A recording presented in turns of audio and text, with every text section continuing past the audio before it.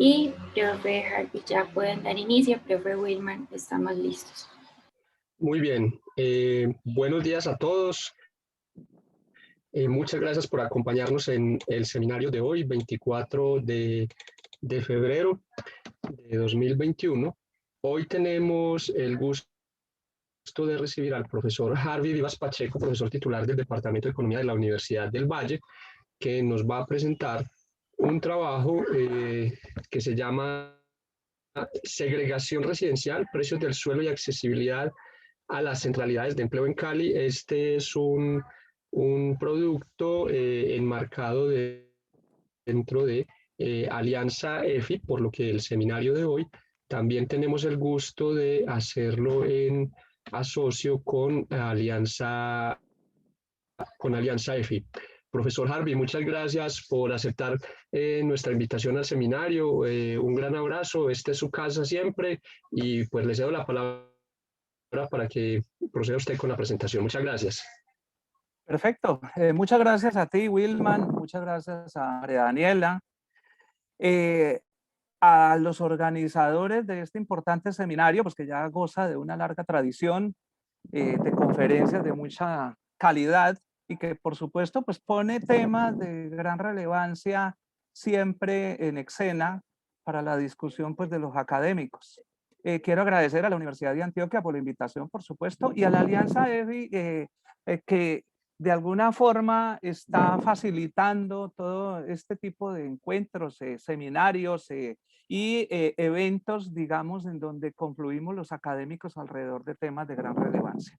Las ciudades colombianas como escenarios para la inclusión, precisamente es, digamos, el título fundamental de este proyecto de Colombia Científica, en el proyecto urbano particularmente, y que nos muestra cómo las ciudades colombianas, pues precisamente son esos escenarios en los que se tiene que promover una sociedad un poco más participativa, democrática y en donde, por supuesto, conocer a fondo qué es lo que está sucediendo es el objetivo de esta conferencia, en el caso particular de la ciudad de Cali. Voy a permitirme compartir la pantalla con todos ustedes para que efectivamente podamos, digamos, ver algunos de los rasgos esenciales de lo que va a acontecer en la presentación. A ver, el tema de segregación residencial y precios del suelo y accesibilidad es un tema que siempre ha estado en el núcleo central de la economía urbana y regional. Cuando uno revisa desde los modelos tradicionales de la vieja economía urbana, desde la década de los 40, 50, 60 o inclusive se remonta a la vieja tradición de la geografía alemana de comienzos del siglo XX, muchas de las preocupaciones ya estaban expresadas precisamente alrededor del tema de la segregación, ¿cierto? Los precios del suelo y las centralidades. Incluso en la misma escuela de Chicago, en los viejos trabajos de Burgess, los trabajos de Hoyt, incluso, ya hacían preguntas esenciales alrededor de eso. Entonces, quiero centrarme hoy ya haciendo una gran síntesis de qué es lo que pasa en una ciudad como Cali, a manera de ilustración de un ejercicio de economía aplicada, digamos, utilizando algunas herramientas, instrumentos y, por supuesto, todos los artefactos analíticos con los que contamos los economistas. ¿Cuál es, digamos, el problema y qué es lo que sabemos? A ver, ¿qué caracteriza a la ciudad de Cali? Bueno, la ciudad de Cali es una ciudad que tiene una gran particularidad y es que tiene un arreglo social de gran singularidad porque tiene una elevada, digamos, composición de segregación residencial, ocupacional y sociodemográfica. La ciudad de Cali, a diferencia de otras ciudades del país y de América Latina, presenta una elevadísima fragmentación socioespacial, ya, tanto por color de piel como por vulnerabilidad. Pero algo, digamos, que se ha resaltado en otras investigaciones es que además esa segregación es persistente en la ciudad de Cali. Cuando uno compara, por ejemplo, el arreglo social y la composición social y la distribución espacial de la población por etnicidad y por raza, desde el censo del 93, lo compara con el del 2005 y el 2018, observa, digamos, la persistencia de esas regularidades en la concentración de la población en algunos sectores. En el caso particular de Cali, ya estamos hablando de un poco más del 26% de una población, de acuerdo con el censo del 2005, cosa que se controvierte en el censo del 2018 y que ha dado lugar a fuertes debates, ¿cierto? En una de las zonas de la ciudad, tal como lo vamos a mostrar a continuación. En segundo lugar, algo que se identifica en nuestras ciudades es que existen enormes dificultades de accesibilidad, ya sea por la vía del transporte público o privado, a las centralidades de empleo y a los principales equipamientos urbanos. Cosa que, de acuerdo con la literatura contemporánea sobre justicia espacial o sobre inequidades espaciales, profundiza, digamos, esas condiciones de desigualdad. Tanto así que, por ejemplo, hoy en día las alcaldías intentan, digamos, corregir ese tipo de tendencias o esas iniquidades espaciales a través de los planes integrales, por ejemplo, de transporte masivo. En el caso colombiano, el Plan Integral de Movilidad Urbana, que tiene un horizonte temporal hasta finales de la década de los 20, ya la idea es que aportará a la superación de las brechas, ¿cierto? Pero algunos académicos, de pronto, lo que creemos es que, por el contrario, puede profundizar esas brechas sociales y económicas que se observan en las ciudades. Esto nos lleva entonces a plantear en tercer lugar que nuestras ciudades se caracterizan por las enormes distancias sociales y económicas. No solamente es la distancia física, no solamente es la distancia, digamos, que tiene que ver con la lejanía a las mismas centralidades de empleo, sino también las distancias sociales y económicas en el sentido de que son configuraciones urbanas de elevadísima disimilaridad, para utilizar la terminología que viene desde los viejos trabajos sobre segregación socioespacial o segregación residencial, y en los aportes que habían hecho, por ejemplo, Duncan y Duncan, ya sea por concentración de esa población por empleo, por perfiles ocupacionales, por origen o inclusive por color de piel, como es en el caso de Cali. Esto, por supuesto, afecta a los logros potenciales de los individuos y la capacidad efectiva, digamos, de utilización de los recursos que, por ejemplo, provienen de los programas de asistencia social o de los programas, por ejemplo, de familias en acción, de jóvenes en acción, de adultos mayores, en fin, todo, digamos, el tejido, digamos, de transferencias monetarias y no monetarias que se hacen en el marco de nuestra economía, pues van a tener unas repercusiones diferenciadas en el espacio, porque la capacidad de utilización efectiva de los actores o de los agentes, digamos, sociales y económicos va a ser diferenciada.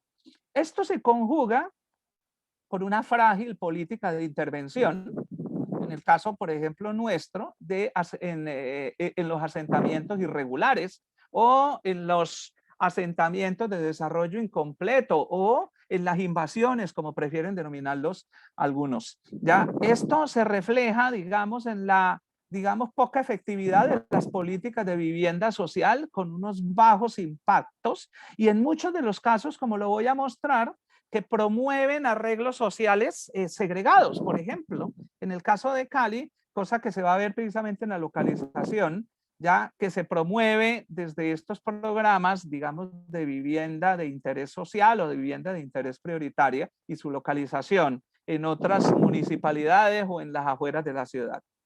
Esto finalmente está íntimamente ligado a un aspecto que se discute mucho en economía y que tiene que ver con los impactos de las intervenciones sociales y económicas.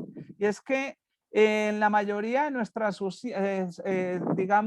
ciudades prevalecen trampas de pobreza en algunos grupos sociales que se encuentran, digamos, sumidos en una especie de gran inercia que les impide sobrepasar un umbral que logre romper, digamos, con esa inercia de la pobreza que traen generación tras generación, en donde la movilidad, por ejemplo, intergeneracional, de talentos, de habilidades, de ingresos, de capacidades de inserción a la dinámica urbana y al aprovechamiento, por ejemplo, de todas las bondades que ofrece las ciudades contemporáneas, pues son, digamos, muy bajas en algunos grupos sociales, porque tiene impedimentos estructurales que se reflejan, digamos, en ese diagnóstico de trampas de pobreza. ¿Qué nos dice la teoría? Cuando uno revisa algún tipo de trabajo sobre justicia espacial o inequidades espaciales, ya aparecen, por ejemplo, los trabajos de Karen Lucas, de una producción supremamente vasta, en una adaptación, digamos, de su enfoque teórico.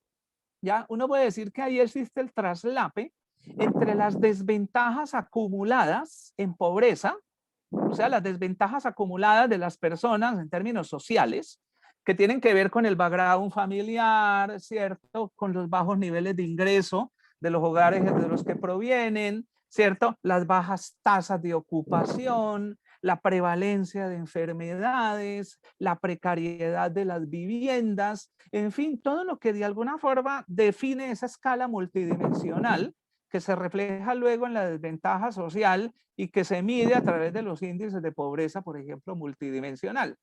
Esto se combina con otro tipo de pobreza que mencionan algunos autores, que es la pobreza en transporte, y que aparecen como desventajas acumuladas en transporte, en el sentido que la accesibilidad a las centralidades de empleo, a los equipamientos básicos como las bibliotecas, los hospitales de primer nivel, los hospitales de segundo nivel, de tercer nivel, ¿cierto? Los centros de recreación, las zonas de esparcimiento, en fin, en el interior de esas ciudades, para algunos grupos es mucho más difícil que para otros, tanto en términos, digamos, de distancia física, como en términos de la capacidad de integración a esas actividades. Esto, por supuesto, se combina cuando afecta a algunos sectores porque no logran cubrir, por ejemplo, las estructuras tarifarias fijadas en el interior de esas ciudades, o porque existen asimetrías fuertes de información, por ejemplo, en transporte, o porque existe inseguridad. En fin, una gran cantidad de cosas que quedan resumidas en ese concepto de desventajas acumuladas en transporte. Esa pobreza, por supuesto, nos va a llevar a considerar entonces que la inaccesibilidad a los bienes, servicios y a la fluidez en la toma de decisiones se va a reflejar en un aumento de las condiciones de exclusión social, ¿ya? Y por supuesto, en el deterioro de oportunidades vitales, ¿cierto? La misma calidad de las redes sociales y por supuesto, en una baja composición de capital social que se encuentra en algunos grupos localizados en el interior de las ciudades. O sea que uno podría decir que esta es como una interacción compleja entre la gobernanza y los regímenes de decisiones con las estructuras económicas y políticas prevalecientes, ¿cierto? Y por supuesto, con la incidencia de las normas sociales, las prácticas y los arreglos sociales que finalmente se decidan impulsar, ¿cierto? A cargo de los policy makers en el interior, por ejemplo, de una economía. En el caso de la economía nuestra, Cali, para aquellos que no tengan familiaridad, digamos, con nuestra geografía, digamos, de la ciudad de Cali se puede considerar, digamos, como un sistema, conforma un sistema, digamos, subregional, en donde existen unos municipios satélites que guardan una íntima ligazón, ¿ya? Con el epicentro fundamental que es la ciudad de Cali. Nosotros tenemos, digamos, la ciudad de Cali, y hay unos satélites, digamos, su integración, por ejemplo, con el municipio de Yumbo, que realiza actividades predominantemente industriales, el municipio de Palmira, ¿cierto? Y aparecen otros satélites más pequeños como Candelaria, como Pradera, Florida, ¿cierto? Y algunos que están localizados en el norte del Cauca, como Puerto Tejada, pero también Jamundí, que pertenece al mismo departamento del Valle del Cauca y hace parte de los 42 municipios del departamento. Pues la ciudad de Cali, digamos, solamente con Jumbo, y si le incluyéramos, digamos, a alguno de estos, por ejemplo, representan más del 27.6%, ya, digamos, un altísimo porcentaje del Producto Interno Bruto departamental. Tanto así que esta zona representa más del 48% del Producto Interno Bruto del Valle. De tal manera que, por ejemplo, Jumbo representa el 8.3 y Palmira el 7.6 y Cali, ¿cierto? Un poco más del 48. El sector industrial del Valle, que representa el 27.6% del Producto Interno Bruto departamental, se concentra fundamentalmente en la zona de Cali y Jumbo, que configuran algo así como el corredor, digamos, industrial. Y ahí que, digamos, en la dinámica del día a día se generan una gran cantidad de viajes por motivo trabajo, por motivo estudio, por motivo búsqueda de trabajo y por motivo salud. Para mencionar algunos de ellos, por motivo trabajo, en un día normal, de acuerdo con los estudios de movilidad que se han hecho en Cali, ¿cierto? De Steve Davis, el 32.7 en la producción de viajes corresponde a viajes por motivo de trabajo y el 21.7 a viajes por motivo de estudio, un 7.4 producción de viajes por motivo de búsqueda de trabajo.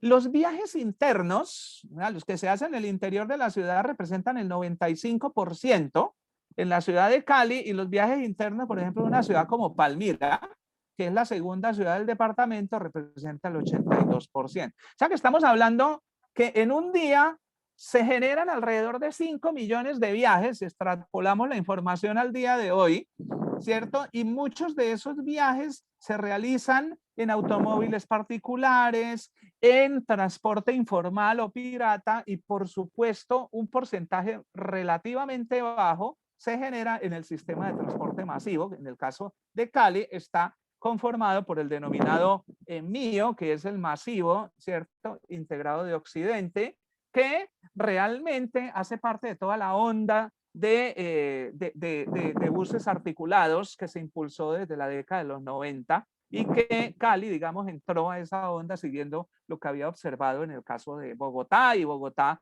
lo que había observado en el caso de Curitiba. O sea que realmente sigue siendo, en esta primera mirada, para entender qué es lo que pasa, pues un volumen relativamente bajo de transportes públicos. Ahora bien, cuando uno ve, por supuesto, muestra una fuerte interacción entre Cali y los satélites principales. Ya en este caso, por ejemplo, Candelaria, ¿cierto? Florida, Jamundí y las otras ciudades que habíamos mencionado, en donde existen, digamos, una conmutaciones un poco más del 11%, de acuerdo a nuestros cálculos. De acuerdo a la misión de ciudades, estábamos hablando de tasas de conmutación del 10.2, 10.4% entre las ciudades y el epicentro principal. Nosotros realmente habíamos calculado unas tasas de conmutación un poco más altas, o de interacción entre el epicentro y los lugares a los que pertenece. Ahora bien, cuando ya uno hace un zoom, una aproximación un poco más fina al interior de la ciudad, utilizando algún tipo de mecanismos analíticos y de técnicas como el análisis de clústeres y los análisis exploratorios espaciales, uno encuentra que la ciudad de Cali pues, se caracteriza por esa alta segregación y por su persistencia. ¿Ya? Los contrastes, por ejemplo, de asociación espacial, los índices de Moran, que miden la correlación espacial, ¿cierto? En una métrica que tiene que ver con la distribución de la población de acuerdo con sus niveles educativos, muestra ya la presencia de clústeres y un índice de asociación global de 0.67, que es supremamente alto, y que cuando uno recalcula con los datos más recientes del censo del 2018, ya está alrededor de esa misma cifra. Tanto así que cuando hace los análisis, por ejemplo, de asociación espacial, ¿sí? Local, encuentra la presencia de clústeres en donde de alguna forma la ciudad queda muy bien representada. O sea, un eje longitudinal, que es el que aparece en color rojo en la diapositiva, ¿cierto? Que estoy presentando, que es el eje en donde se localizan la clase media, la pequeña burguesía, ¿cierto? Los que están, digamos, en ascenso, los que tienen algún tipo de empleo formal o los que tienen empleos informales de altos ingresos, población, digamos, empleada en el sector público, en el sector privado, que está localizada en empresas nacionales o multinacionales. En fin, ese eje longitudinal es un eje de alta segregación de población con una elevada composición de capital humano, que uno puede medir a través de una métrica, por ejemplo, siguiendo las sugerencias que hacían los viejos trabajos de Roland Benau desde la década de los 90 hasta los trabajos de Benau y Tirol, ¿cierto? Entrado el siglo XX, y los mismos trabajos de Durloff, ya alrededor, digamos, de las métricas para aproximarse, digamos, a la medición de la calidad de los entornos locales, entonces uno encuentra que sobre ese eje longitudinal, digamos, se localiza ese tipo de población.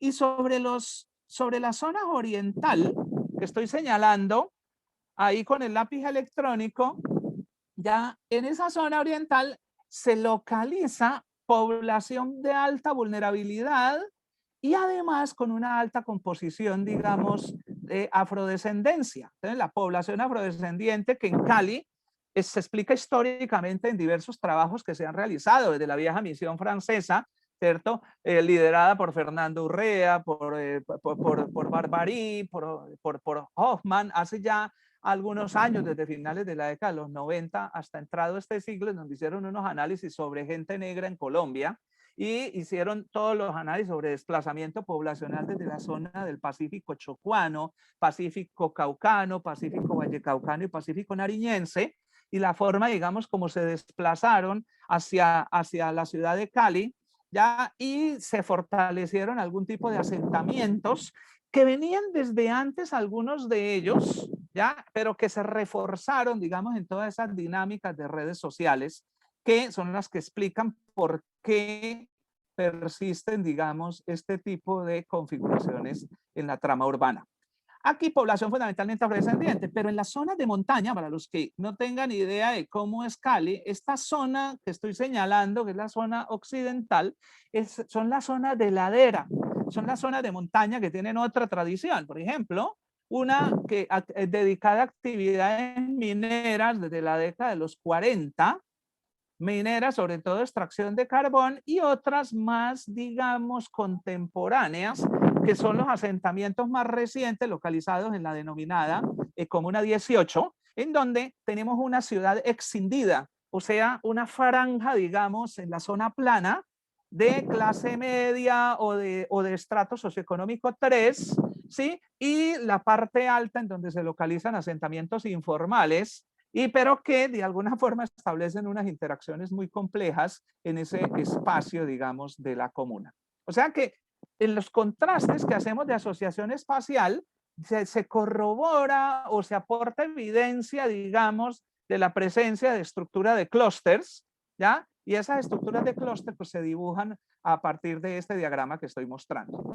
Una manera muy elegante, por ejemplo, de ver esta prevalencia de una estructura de segregación es cuando comparamos, por ejemplo, la densidad de capital humano medida a través de los niveles educativos de los sujetos, ¿sí? En el espacio geográfico y lo comparamos con un índice de concentración de población afrodescendiente, en donde el índice de concentración de población afrodescendiente sigue la vieja tradición de los índices de localización y de concentración que había planteado Walter Isar desde la tradición de la economía regional y urbana para medir concentración de actividades económicas. Cuando uno extrapola y utiliza un índice de esos, obtiene un índice local de concentración, de tal manera que cuando este toma valores mayores a 1, decimos que son zonas de alta concentración, y si el índice toma valores menores a 1, decimos que son zonas de baja concentración. Entonces, al hacerlo por etnicidad,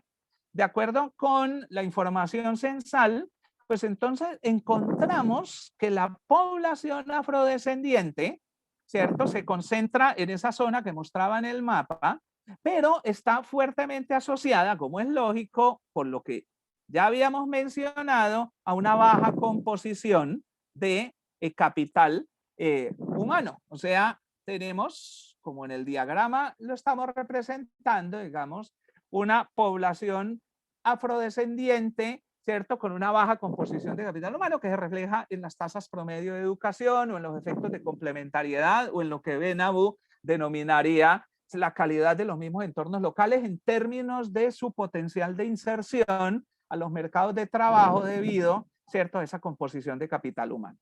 Cuando uno calcula un Gini de estas distribuciones, entonces obtiene Gini del 0.57 a partir pues del peso relativo que tiene la población afrodescendiente en la distribución, digamos, total de los grupos étnicos en el interior de la ciudad. En conclusión, hasta esta parte, entonces tenemos una ciudad de alta segregación con una identificación clara de un eje longitudinal en donde se localiza una población de mejores condiciones económicas, una zona oriental, ¿cierto? Con concentración de población vulnerable, una alta composición en algunos de los barrios de población afrodescendiente y una zona occidental, ¿sí? En donde se concentra población, digamos, mestiza predominantemente, pero también en condiciones de vulnerabilidad elevadas. Ahora, entonces, preguntemos qué pasa, digamos, cuando lo vemos en términos de la distribución por ocupaciones.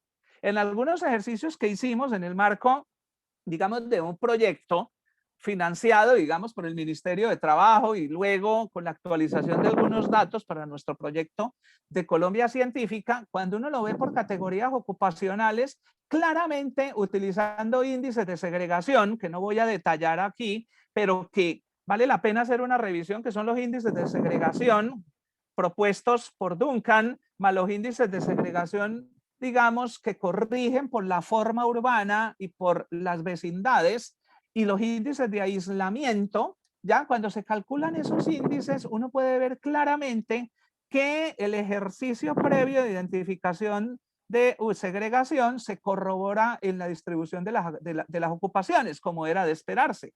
De tal manera que en algunas zonas de la ciudad se van a concentrar, digamos, poblaciones con perfiles ocupacionales claramente identificados. Entonces, por ejemplo, se sabe dónde están los trabajadores de servicios, los pequeños empresarios y trabajadores autónomos, ¿cierto? Los técnicos con niveles de calificación relativamente altos, los obreros, en fin, uno lo puede ver a través del comportamiento de esos índices y su representación, digamos, en el espacio. En algunos casos los índices son muy altos, entre más altos los índices de segregación, dice que hay una mayor concentración, por ejemplo, de pequeños empresarios y trabajadores autónomos en algunos barrios. Mi unidad de análisis, nuestra unidad de análisis en los estudios ha sido el barrio, digamos, asociado al sector urbano. En el caso de Cali hay una cercanía entre sector urbano, de acuerdo con el marco muestral de censo del DANE, ya, el marco muestral con el que basa los análisis el DANE y el barrio. En otras ciudades es más difícil hacer ese emparejamiento entre sector urbano y barrio. Entonces, cuando hacemos los análisis, digamos, de los cálculos de los índices de aislamiento, encontramos algunos barrios en donde los índices de aislamiento son supremamente altos. Por ejemplo, en trabajadores manuales industriales, fundamentalmente obreros, ¿cierto? Localizados en ciertos barrios en la ciudad de Cali, ya presentan un índice de aislamiento elevado, o sea, en términos de la probabilidad de interacción con los grupos, digamos, ocupacionales del resto de la ciudad. Pasando, digamos, de esta primera mirada de segregación, entonces nos preguntamos, bueno, ¿y qué pasa cuando ya lo vemos en términos de accesibilidad? ¿Qué pasa con la trama urbana? Entonces, la trama urbana de Cali es una cosa bien interesante porque uno puede identificar tres, digamos, un centro, digamos, principal, que es el que estoy señalando en este momento en la diapositiva, es el centro tradicional, histórico, donde se concentra el más alto volumen de empleo, pero en los últimos años, con el tránsito lento que hemos dado hacia el policentrismo en nuestra configuración urbana, aparecen centros de segunda y tercera jerarquía, que llamamos subcentros, localizados en la zona, digamos, media de la ciudad y en la zona sur. Esta zona, digamos, este es el sur de la ciudad y este, digamos, es el norte de la ciudad. Entonces, tenemos una distribución de centros y subcentros. Entonces, la pregunta es, bueno, ¿y cómo es la distancia? ¿Cuál es la accesibilidad? ¿Cómo son los tiempos de desplazamiento? ¿Cuál es el grado de articulación que tienen los diferentes grupos sociales a esas centralidades de empleo? En esta primera representación, por ejemplo, uno puede decir que en zonas en donde la concentración de población afrodescendiente es alta, que son las zonas, observen ustedes que estoy señalando en la franja oriental de ese diagrama, presentan, digamos, una baja accesibilidad a los centros y los subcentros de empleo, ¿ya? mientras que otras zonas, digamos, tienen unos tiempos de desplazamiento mucho menores, la frecuencia de los buses, la calidad de los servicios de transporte, en fin, o sea que en conclusión aquí ya vemos un nexo, digamos, entre segregación, concentración de la población, ¿cierto? Y por supuesto, accesibilidad a las centralidades de empleo. Análisis que uno podía extrapolar a otro tipo de equipamientos básicos, como por ejemplo hospitales, ¿cierto? Centros de salud, bibliotecas, universidades, colegios y otro tipo de equipamientos orientados al esparcimiento. En el diagrama de la derecha que ustedes están viendo, ya la representación aquí ya es cómo se distribuyen los precios del suelo. O sea, ¿cuánto vale el metro cuadrado? Entonces, el metro cuadrado, pues por supuesto, va a presentar ya un mayor nivel sobre toda la franja, digamos, longitudinal de la ciudad respecto al resto de la ciudad. Cosa que resulta supremamente consistente y perfectamente predecible de antemano y que en los modelos, por ejemplo, canónicos, el modelo canónico urbano, aunque tiene una construcción estrictamente monocéntrica, ¿cierto? A partir de alguno de sus principios fundamentales, cuando uno microfundamenta todo esto, pues por supuesto que resulta altamente consistente. O sea que acá tenemos un segundo rasgo, un tercer rasgo característico, que es el de la relación entre los precios del suelo y la misma composición de la ciudad. Observen ustedes que los precios del metro cuadrado pues van a aparecer supremamente altos en este eje longitudinal y tienden a descender a medida que nos alejamos de esos centros y subcentros de empleo. Cuando intentamos ver las tres dimensiones de manera conjunta, o sea, segregación o concentración de población afrodescendiente, precios del suelo y accesibilidad, como lo estoy mostrando en este diagrama de bombas se lee de la siguiente forma. ¿Ya? La relación que se establece entre el eje X y el eje Y, digamos, del diagrama, con la ubicación de un índice de segregación en el eje horizontal, los precios del metro cuadrado en el eje vertical y el color de las bombas, de las bolas, ya representado en accesibilidad alta, media o baja, de tal manera que el más oscuro corresponde a accesibilidad alta y los más claros accesibilidad baja. Y ustedes pueden observar claramente en este diagrama, que es un diagrama que está estandarizado, que a mayor composición, a mayor concentración de población afrodescendiente, menores precios del suelo y accesibilidad más baja. A menor concentración de población afrodescendiente,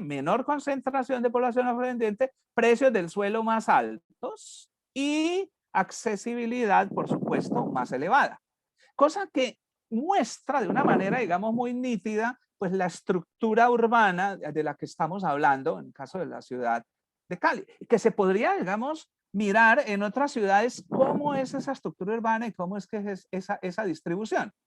Sin detenerme, digamos, en el detalle, sí quiero mostrar aquí a grandes rasgos, como los resultados, por ejemplo, de investigaciones previas, en alguna investigación que había hecho del Mele y Casas en el año 2012, en el trabajo que habían hecho Jaramillo y Lizárraga unos años posteriores, el mismo trabajo que yo había hecho en el año 2012-2013 sobre segregación residencial en Cali, presentado, digamos, o publicado en el número especial del Banco de la República, de la revista ESPE de hace algunos años, en donde se mostraban precisamente ya esos rasgos característicos. Y en los trabajos recientes nuestros, en el marco de nuestros proyectos, encontramos, por supuesto, que hay un fuerte nexo entre esa accesibilidad, la segregación, ¿cierto? Los precios del suelo cuando lo medimos en términos del tiempo promedio hacia los clústeres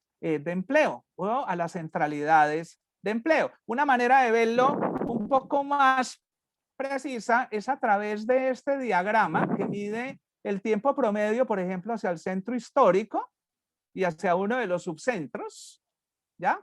Y el tiempo promedio hacia el subcentro localizado en la zona sur de la ciudad.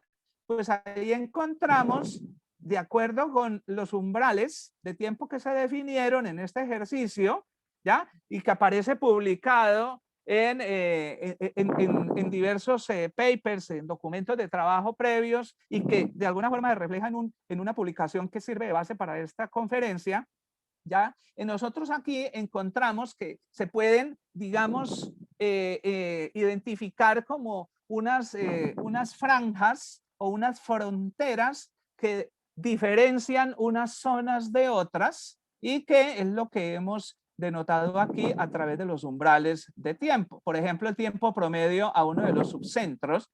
Hay familias que se demoran entre 75 y 99 minutos, otras 64 y 74 minutos, hasta unas que se demoran entre 1 minuto y 21 minutos. Esto medido, digamos, en minutos, lo podríamos medir de otra manera. Estas se pueden hacer por ruteo o a través de distancia euclidiana. En los ejercicios que nosotros hicimos, lo hicimos por ruteo, teniendo en cuenta precisamente las condiciones particulares de nuestro sistema de transporte masivo.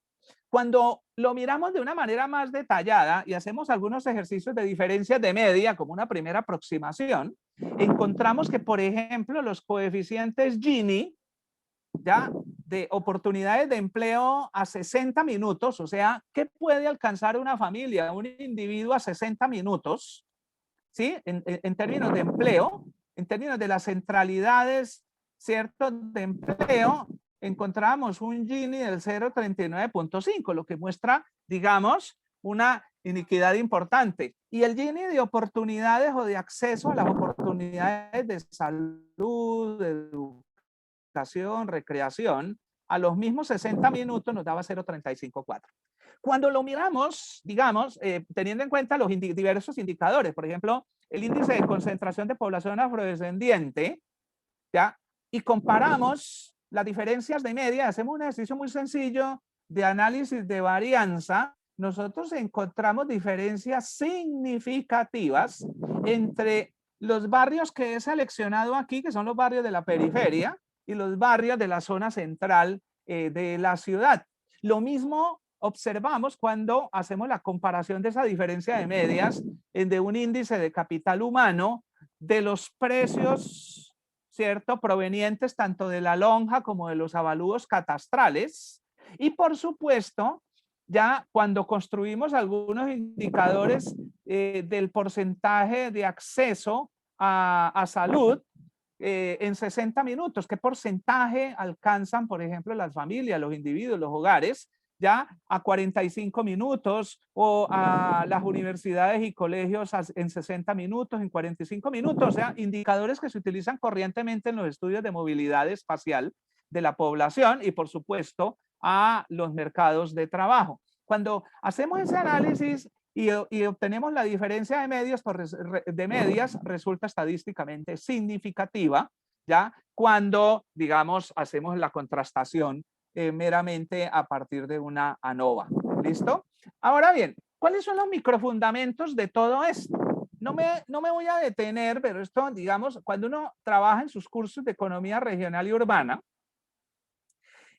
o está, digamos, trabajando los diversos enfoques que encontramos desde la economía urbana, uno podría decir, bueno, no, realmente el modelo canónico, como lo denominan Duranton, Puga, como lo denominan Henderson y los grandes, digamos, cerebros de la economía urbana contemporánea, cuando uno ve el modelo canónico urbano, que goza de una larguísima tradición, ¿ya? Uno realmente lo que tiene es una deducción fuerte de la denominada condición de Alonso-Muth, en donde la condición de Alonso-Muth finalmente que se obtiene a partir de la función de gasto, o sea, una función de utilidad indirecta, ¿cierto? Que luego llevamos a la función de gasto y a partir de la función de gasto, si diferenciamos totalmente respecto a la distancia a un distrito central, suponiendo una estructura predominantemente monocéntrica, entonces podemos deducir, ¿cierto?, esa condición de Alonso-Muth,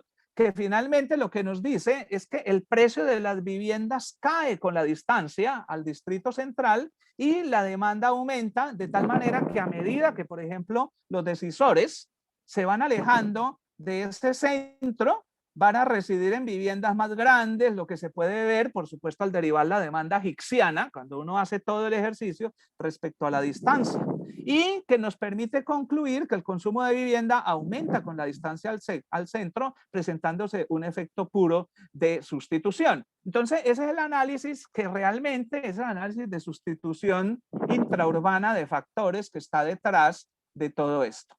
Y que lo podemos llevar, digamos, al análisis del mercado del suelo, ya para concluir, digamos, en nuestro análisis, en nuestro estudio a partir del modelo monocéntrico, es que alejarse, por ejemplo, del distrito central va a implicar una declinación de la estructura de precios, ya, un aumento en la demanda de los espacios residenciales netos por familia, y por supuesto esto va a estar asociado a la caída de las rentas del suelo y a la disminución de las densidades de las construcciones, cosa que se observa de alguna forma regular, ¿cierto? Cuando uno ve la ciudad en su conjunto, y esas predicciones pues se van a expresar en los gradientes de densidad o en los gradientes de precios que estimamos ya en los ejercicios estrictamente econométricos. O sea que el ejercicio, en suma, finalmente lo que nos dice en la microfundamentación es que existe una función de costo generalizado de viaje, y que esa función de costo generalizado de viaje está íntimamente ligada a la valoración, por ejemplo, marginal del ocio, y a la diferencia entre lo que un autor que es poco citado, pero uno de los autores quizá, digamos, más importantes de la tradición urbana, que es London Wingo, en sus trabajos desde la década de los 60 y en su tesis doctoral sobre transporte y suelo urbano, ¿sí? Cuando London Wingo, digamos, hizo sus aportes, es lo que decía finalmente, es que la diferencia entre el salario latente y el salario, digamos, observado, revela condiciones de esa valoración marginal del ocio, pero se va a reflejar en las diferencias en los costos generalizados de viaje, y esos costos generalizados de viaje tienen que ver pues precisamente con las rentas de posición, y las rentas de posición nos dan una información valiosísima sobre la estructura o sobre la trama urbana. Tanto así que, por ejemplo, en una de las deducciones que hace London Wingo, ¿cierto? A partir incluso de un modelo muy simple, que es un modelo monocéntrico, y del modelamiento del costo generalizado de viaje, es que el salario latente va a ser igual, ¿cierto?, al salario, por ejemplo, diario de mercado, ajustado por los tiempos de pendularidad, en donde los tiempos de pendularidad dependen del sistema y la tecnología de transporte.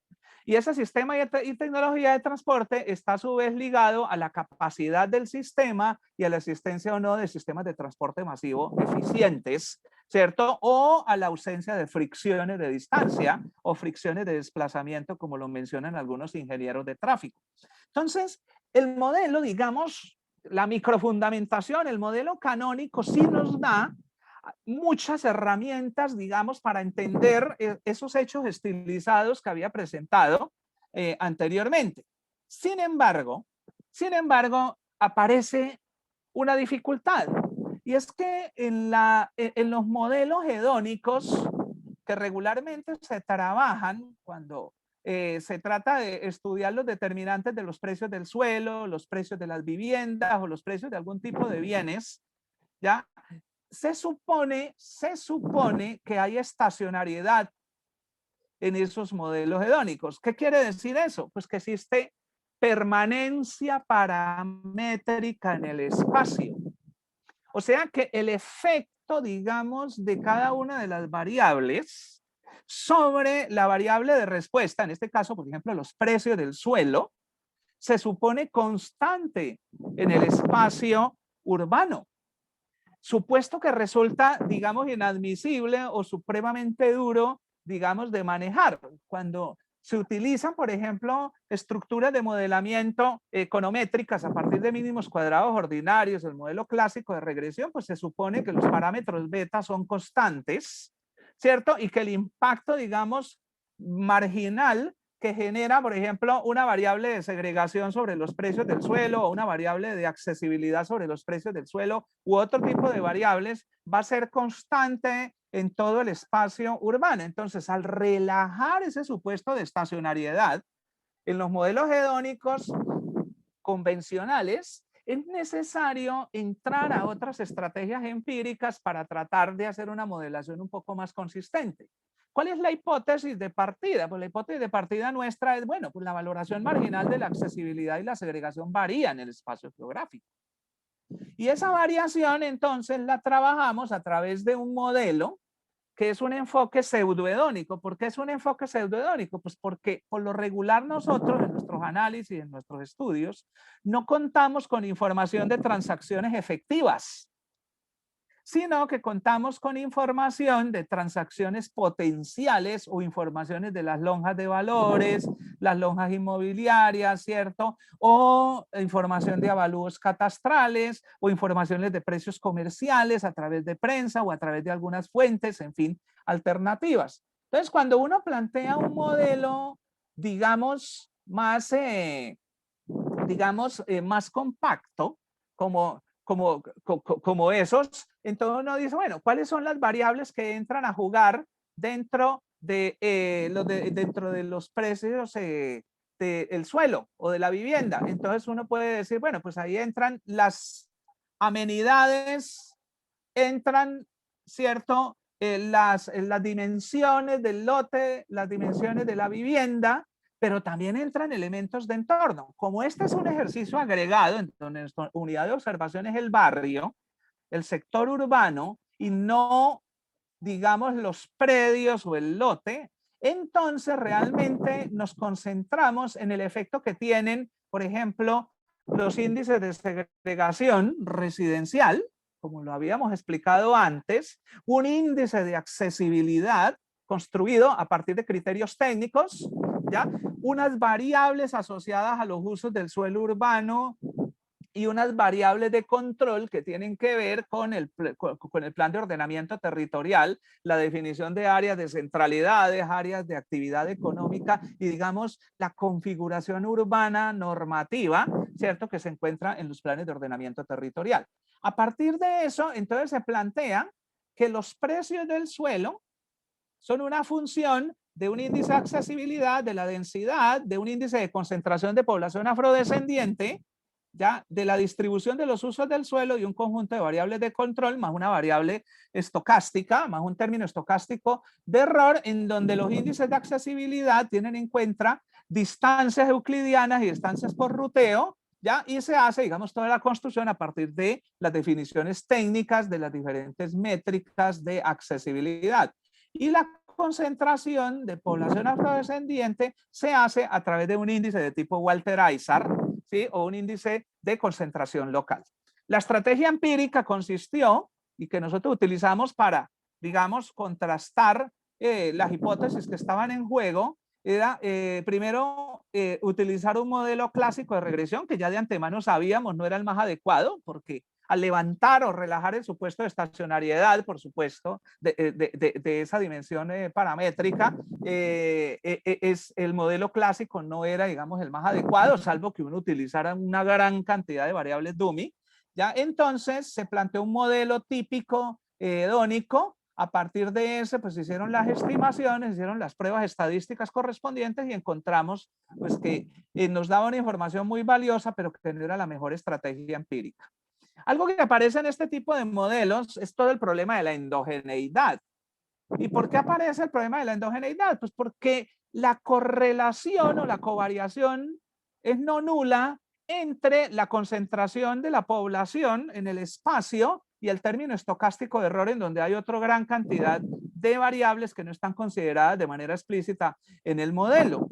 ¿Ya? Este es un tema supremamente espinoso y supremamente delicado. Cuando uno hace una revisión exhaustiva de la literatura anglosajona, es un tema que no está resuelto, que inclusive en los trabajos de Morenov, en los mismos trabajos de Robert Sampson, los trabajos de Macmillan, los trabajos de McDonald, los trabajos de Sobel, por ejemplo, para el caso, digamos, norteamericano, y en el caso europeo, los trabajos también que han utilizado indicadores de segregación y modelamiento con índices de segregación, pues por supuesto encuentran que la distribución de la población pues presenta de sesgos de endogeneidad, ya sea por simultaneidad, digamos, en la determinación de algún tipo de variables o de indicadores, o por supuesto, por la misma omisión de variables significativas que están, digamos, en el término estocástico de error. En este caso, efectivamente, los contrastes de endogeneidad, y a partir, digamos, de los comentarios que nos hicieron en los diferentes seminarios, evaluaciones y todo eso, de los hallazgos iniciales que habíamos presentado, entonces se hicieron todos los ejercicios, digamos, de diagnóstico de la endogeneidad y de corrección, utilizando algún tipo de recursos sugeridos por la literatura más reciente, particularmente en los trabajos, por ejemplo, de Macmillan, donde trabajos como el de Macmillan sugieren utilizar las distancias inversas a los centros y los subcentros de empleo, o tener en cuenta las distancias promedio a las troncales y las pretroncales, más algún tipo de variables de control. A partir de ahí, nosotros lo que hicimos fue trabajar en 2 etapas. Utilizamos, digamos, todo el vector de instrumentos y reestimamos el índice de concentración o el índice de segregación de población afrodescendiente, y luego en una segunda etapa entramos nuevamente al modelamiento ya el logaritmo natural de los precios del suelo. Entonces, el ejercicio que finalmente, digamos, arrojó en las pruebas estadísticas, anotaba que se había, digamos, logrado corregir, ¿ya?, entre comillas, de manera satisfactoria todo este problema de endogeneidad. ¿Y por qué enfatizo el término entre comillas? Enfatizo, siguiendo un poco a Deirdre McCloskey, en una gran reflexión que hace sobre la retórica de la economía, y más adelante en su crítica feroz a El culto a la significancia, que es un libro bastante fuerte, ¿ya? Deirdre McCloskey hace una reflexión, digamos, sobre la significancia estadística versus la significancia económica, ¿ya? Y aquí vale la pena mencionar lo siguiente. La causalidad de precios y color de piel no está resuelta en el análisis económico y social. El que diga que ya la resolvió está mintiendo. ¿Por qué no está resuelta? ¿Ya? Porque esa relación es supremamente compleja. En el caso de Estados Unidos ha habido un gran debate. El debate es el siguiente. Te dicen, algunas zonas tienen precios bajos porque existe una alta concentración de población afroamericana. ¿Sí? Pero si inviertes la causalidad, lo que estás diciendo, y también es muy consistente, es que en algunas zonas de precios bajos tienden a habitar población afrodescendiente que se encuentra en desventajas acumuladas históricamente por efectos de la discriminación y la segregación racial, ¿cierto?, que prevalece, por ejemplo, en la sociedad americana. Entonces, la causalidad, ¿cierto?, de la segregación del color de piel a los precios o de los precios al color de piel no está resuelta. Y por supuesto ahí lo que hay es que modelar de otra manera o buscar otro tipo de alternativas. En el caso nuestro, ya en el planteamiento hacemos explícita consideración de todas las dificultades metodológicas que están involucradas ahí y de todos los problemas de endogeneidad que están íntimamente ligados. No es un problema de corrección estrictamente estadística, como se tiende a creer normalmente. O sea, la población afrodescendiente en la ciudad de Cali se localiza históricamente en unas determinadas zonas y ahí operan lo que denominaba James Coleman, el gran sociólogo norteamericano que hizo sus aportes a finales de la década de los 60, ¿cierto? En donde Coleman, ¿cierto?, lo que nos decía es que hay una interacción muy fuerte de efectos contextuales y de efectos correlacionados, cosa que Charles Mansky en la década de los 90, ¿sí?, cuando hace sus reflexiones sobre problemas de identificación en ciencias sociales, encuentra que la confluencia de efectos correlacionados, efectos endógenos, efectos de habilidades puras, efectos contextuales en general, ¿cierto?, y los efectos de los pares, ¿cierto?, se mezclan de una manera supremamente compleja, cosa que ha llevado, por ejemplo, a Yilmaz, ¿cierto?, al gran autor, ¿cierto?, internacional en temas de economía de la educación, a que dedique gran parte de su existencia a tratar de aislar cada uno de esos efectos que había planteado el mismo Mansky, ¿ya? Entonces, la endogeneidad realmente se logra corregir, ¿sí? Y en eso quiero ser muy cauto, de una manera muy parcial, pero siempre van a prevalecer los problemas de significancia económica más que el problema estrictamente estadístico. Finalmente, la estrategia, digamos, que nosotros utilizamos en el artículo en coautoría, por ejemplo, inicial, ¿cierto? Con Diego Rodríguez Mariaca, ¿cierto? Que habíamos trabajado todos los temas de accesibilidad a las centralidades de empleo, que hace parte del equipo de Colombia Científica, que hace parte de nuestro equipo de Colombia Científica. Ya con Diego, ¿cierto? Habíamos hecho todas las exploraciones, tratando de hacer algún tipo de correcciones de otra manera, de acuerdo con sugerencias alternativas. Los modelos espaciales que nosotros hemos venido trabajando y que aparecen reflejados en un artículo en coautoría precisamente con Diego Alejandro Rodríguez, ya es que existen, digamos, mejores resultados. Por ejemplo, cuando se plantea un modelo espacial de rezago en la variable endógena y con dependencia espacial en los errores. Son modelos que tienden a dar una información muy interesante. Sin embargo, en un artículo que sirve de base para esta presentación, que ustedes encuentran, que fue publicado a mediados del año pasado, en donde aparece el detalle de todos los modelos econométricos que trabajamos. Nosotros exploramos modelos econométricos, por ejemplo, los denominados SLX, ¿sí? que son modelos que permiten captar efectos directos y efectos indirectos o efectos de spillovers. También trabajamos modelos autorregresivos, digamos, combinados, Durbin espacial o inclusive un Durbin generalizado, un Durbin espacial de error, en fin. Pero a grandes rasgos, digamos, el que se trabajó y arrojó unos resultados interesantes fue el modelo con rezago en la variable endógena y dependencia espacial en los errores, en donde decía que existe un patrón de asociación espacial, por supuesto, en la distribución de los precios, y en el modelamiento, por ejemplo, del término de error, encontramos, ¿cierto?, que también había, digamos, un componente sistemático de correlación espacial, y arrojaron unos resultados muy interesantes.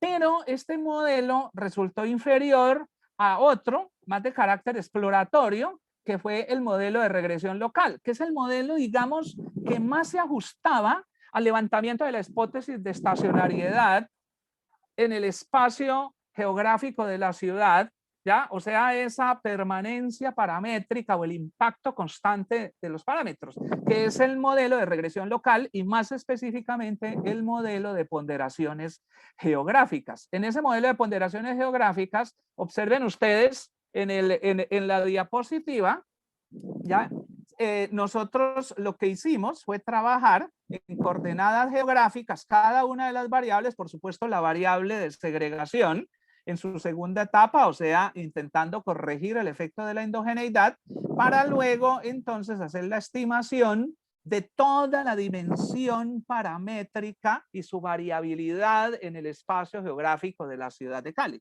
Entonces, por ejemplo, el coeficiente asociado a la concentración de población afrodescendiente varía en el espacio geográfico, cosa que resulta más consistente, por supuesto, con una hipótesis en la cual se dice que la valoración marginal que los agentes económicos hacen a la segregación y a la accesibilidad en relación con los precios varía en ese espacio geográfico y no permanece constante como en las especificaciones hedónicas convencionales en donde los parámetros son constantes. Entonces, ¿qué tipo de resultados se obtuvieron ahí? No voy a mostrar todos los resultados, pero algo muy interesante, y es que esto que ustedes están viendo en la representación, en el mapa, son precisamente los beta. Los beta, o sea, lo que está aquí es el beta calculado asociado a la coordenada geográfica X, Y, ¿sí? Para la variable de segregación solamente. ¿Listo?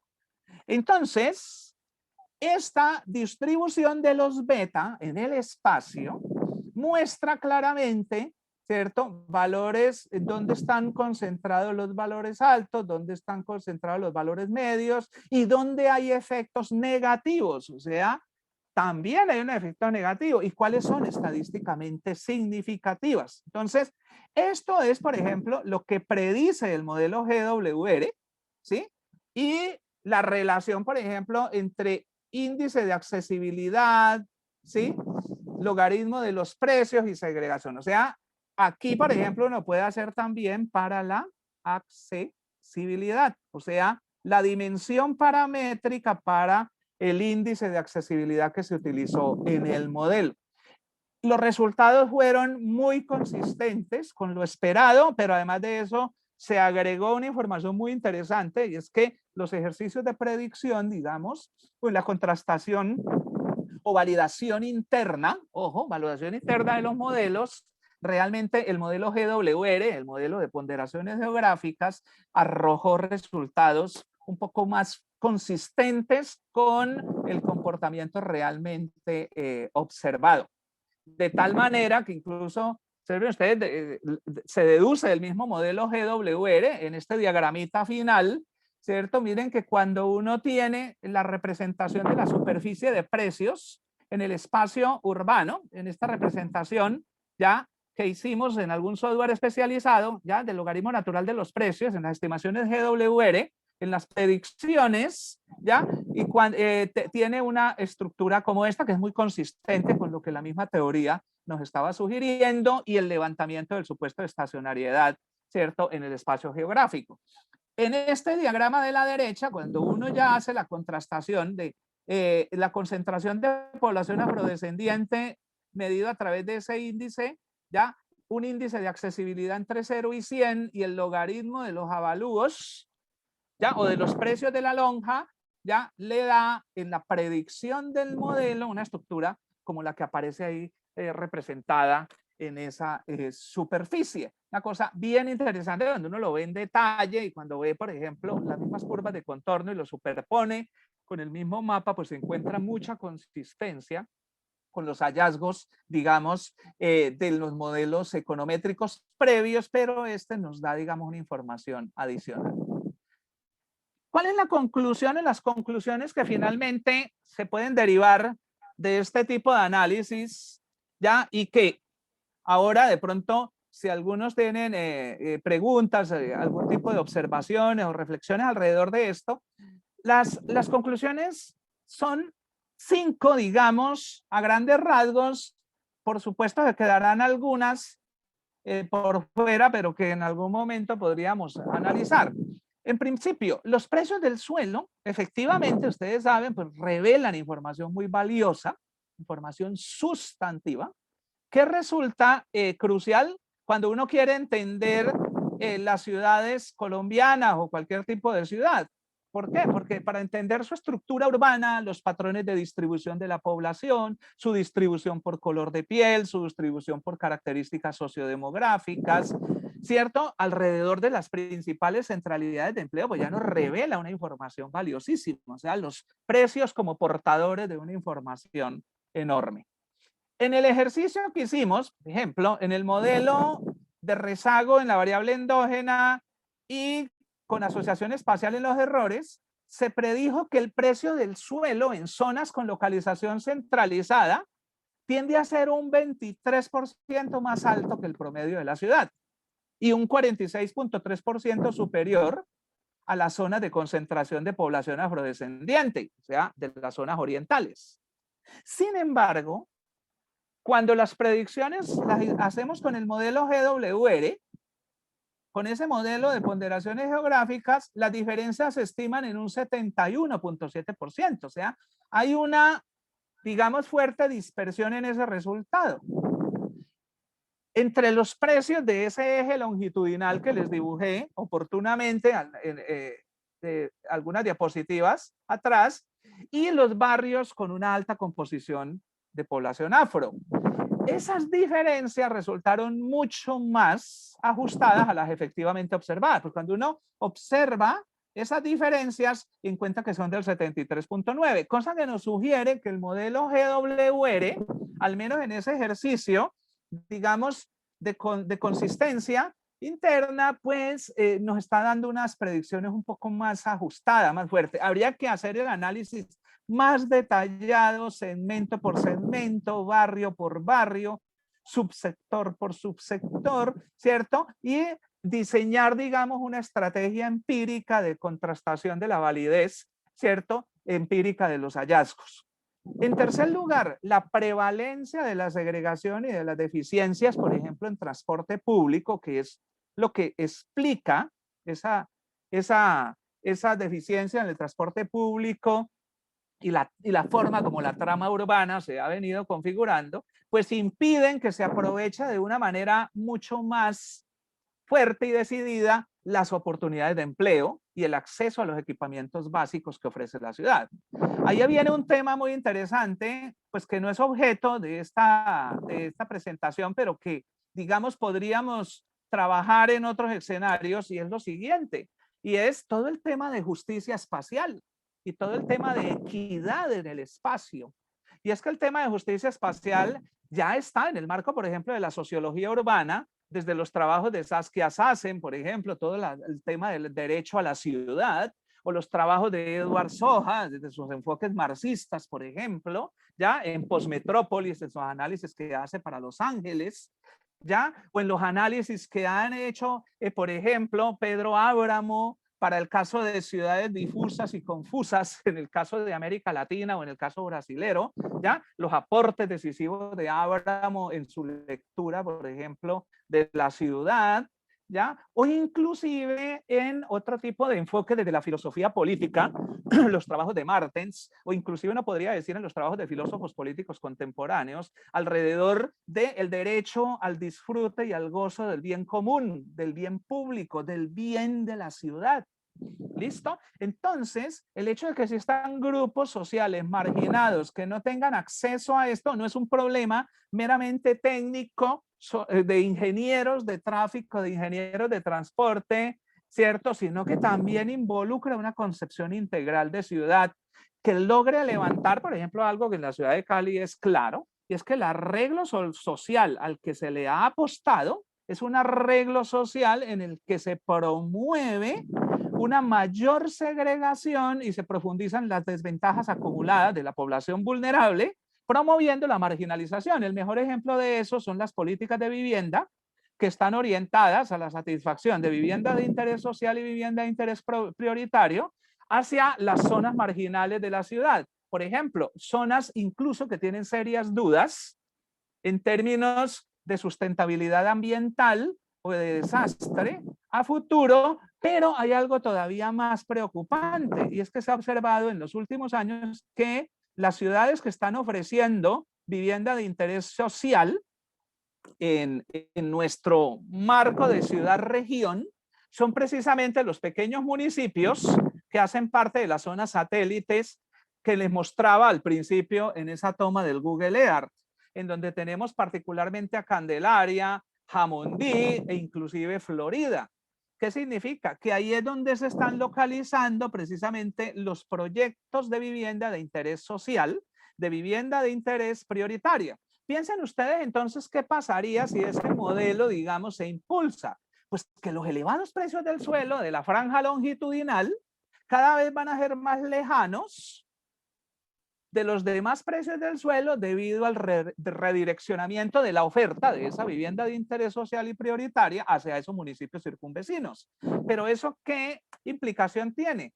Pues que los grupos más vulnerables van a tener unos costos sociales y económicos suplementarios debido a que los costos generalizados de viaje, los costos de desplazamiento monetarios y no monetarios, como diría London Wingo, aumentan en razón no de la tecnología de transporte, sino del sistema de transporte y la forma como se distribuyen las actividades económicas, cosa que nos lleva a pensar que es necesario construir más bien modelos integrales, ¿cierto?, de uso del suelo y transporte que hacen parte de la familia de los denominados modelos LUTI, ¿cierto?, que son los modelos, digamos, más desde un enfoque sistémico y que integran simultáneamente una gran cantidad de variables. Dejo, digamos, ahí la presentación con sus principales conclusiones y, por supuesto, cualquier tipo de duda, cualquier tipo de cosa, podríamos intentar dilucidarla. Muchas gracias.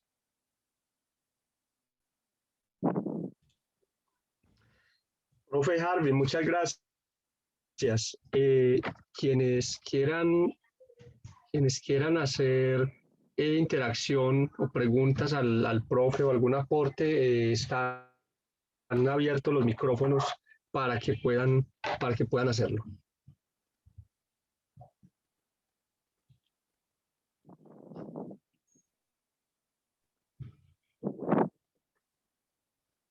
Gracias, Vanessa.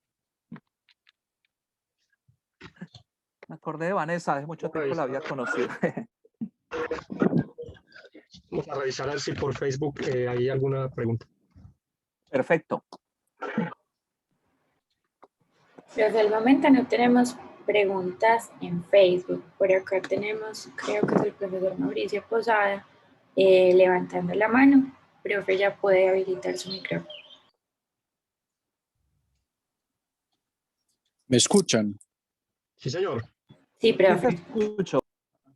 Buenos días a todos. Profesor Harvey, muchas gracias por la presentación. Estuvo bastante interesante. Me ayudó mucho como a ilustrarme de cómo está configurada en estos momentos Cali. Digamos, estos patrones de segregación que digamos, se observan muy claramente allí en este territorio. Yo tengo como unas dudas respecto al levantamiento de la información. Yo quisiera como entender, usted hablaba de que la unidad de análisis eran los barrios. ¿Cómo, es decir, cuál es la fuente de información que usaron para levantar los precios del suelo a nivel de barrio? ¿Es un precio, digamos, es una renta, son rentas de alquiler, son precios de compraventa o tiene que ver con información catastral de valoración de los lotes y luego hicieron, digamos, un promedio para construir este indicador? Esa es una pregunta. Y la otra tiene que ver, digamos, con el corazón del trabajo y es el tema de la segregación. ¿Qué estiman ustedes o dentro de los mecanismos económicos que ustedes, digamos, exploraron, cuál sería como digamos, como el camino a través del cual la segregación impacta directamente los precios del suelo? Porque, digamos, ustedes están controlando ya por temas de accesibilidad y por otras variables y miden precisamente allí la segregación y el impacto que tiene sobre el precio. Yo quisiera como de pronto saber si ustedes exploraron algún mecanismo que nos relacionara estas dos variables. Muchas gracias, doctor Mauricio. ¿Respondo de una vez, María, o esperamos otra? Profe, como usted prefiere. Ah, bueno, no, listo, entonces saludo a la... bueno, cordial saludo, doctor Mauricio, muy grato saludarte de nuevo, después de algún tiempo. Sí, efectivamente, en relación con lo primero, lo primero es que nosotros utilizamos información de dos fuentes. En relación con los precios del suelo, tenemos información de los avalúos catastrales predio por predio, ¿ya? Y los valores, digamos, que luego se construyen, que son los valores medios de esos predios, y las medianas, ¿cierto?, de esos avalúos a partir de la información que suministra Planeación Municipal y el expediente urbano y el plan de ordenamiento territorial después de los ajustes. Pero esos precios luego nosotros los contrastamos con los estudios de valor del suelo urbano en Cali, que es la publicación de las estadísticas que hace año a año la lonja de propiedad raíz de la ciudad de Cali. Entonces estuvimos observándolos sectores por sectores ¿ya? Y a partir de esa información, porque ellos manejan precios máximos, precios mínimos, precios, digamos, de franja y marcas de clase. Entonces, a partir de toda esa información, sector por sector, y un trabajo un poco detallado, estuvimos, digamos, revisando toda la información que estaba suministrada de los precios del suelo que provenían de planeación municipal. Entonces logramos construir, digamos, una base un poco más consistente con la que se contaba inicialmente. En cuanto a las variables, digamos, restantes, las variables, por ejemplo, del plan de ordenamiento territorial y las que sirven de controles, sí provienen, digamos, de todos las clasificaciones que ellos habían hecho de zonas de centralidades, pero no las centralidades de las que estamos hablando en el modelo, sino de las centralidades regionales que ellos le llaman y zonas de actividad económica. Porque las centralidades que nosotros definimos en el trabajo y que aparece consignada en el artículo, realmente provienen de un ejercicio previo que se había hecho de análisis de centros y de subcentros a partir de las sugerencias que harían algunos autores, por ejemplo, como Iván Muniz, en los estudios sobre policentrismo, ya que se habían hecho en ámbitos internacionales utilizando, digamos, funciones spline, y a partir de eso la calibración, digamos, de los diferentes picos de esa distribución de los volúmenes de empleo. Entonces, en un ejercicio previo, en un artículo previo que aparece citado en este último, entonces se habían identificado esos centros. Pero ya la variable de segregación que tú mencionas, esa sí proviene directamente del censo de población y vivienda del 2005, con ajustes a partir de la encuesta de calidad de vida y laboral que se realizó desde finales del 2013, ya en la ciudad de Cali, que fue financiada por el Ministerio de Trabajo. Luego vino el Censo de Población y Vivienda del 2018, que lo comenzamos a mirar nosotros, y vimos que inclusive muchas de esas distribuciones no cambian abruptamente, o sea, no hay cambios sustanciales ahí. Entonces, el indicador es un indicador refinado a partir de la distribución observada en los censos. ¿Por qué el barrio comunidad de análisis? El barrio comunidad de análisis, en el caso de la ciudad de Cali, se facilitaba porque el sector urbano, que se define, digamos, en el marco censal, ya en muchos de los casos coincide, en otros presenta dificultades y nos tocó hacer unos análisis más detallados para tratar de hacer los emparejamientos espaciales utilizando, digamos, otro tipo de recursos topográficos, otro tipo de recursos, digamos, para emparejar eso. Entonces, a partir de ahí, nuestra unidad de análisis fue el barrio, que era la misma unidad de análisis que se había utilizado en estudios previos. Y el barrio, digamos, en el caso de la ciudad de Cali, estamos hablando de 326 barrios. ¿Qué hicimos? Quitamos todas las zonas institucionales, por ejemplo, estadios, universidades, bases aéreas, centros de recreación, grandes áreas, ¿sí? Los quitamos, digamos, de toda la base y a partir de ahí entonces empezamos la modelación con la base, digamos, depurada. O sea que en ese sentido, digamos, esa es la explicación que le menciono pues a Héctor de esa base. Y en segundo lugar, en cuanto a los mecanismos. A ver, Héctor, ahí alrededor de eso, la literatura incluso es bastante amplia. En un trabajo reciente de Maloutas y en un trabajo sobre segregación residencial a nivel internacional, en un libro que precisamente se publicó en el año 2019, ¿cierto? De Maloutas, ellos hacen el análisis de los diferentes patrones que explican la segregación en una ciudad seleccionada del mundo y encuentran que esos mecanismos son muy diferentes, digamos, y dependen de la ciudad. Por ejemplo, Nueva York tiene una altísima composición a segregación. Nosotros tenemos índices de segregación muy parecidos a los de Nueva York. Cuando uno calcula un índice de segregación tipo Duncan corregido por forma y contactos y lo calcula, por ejemplo, con los índices de Nueva York, encuentra valores similares o índices de aislamiento.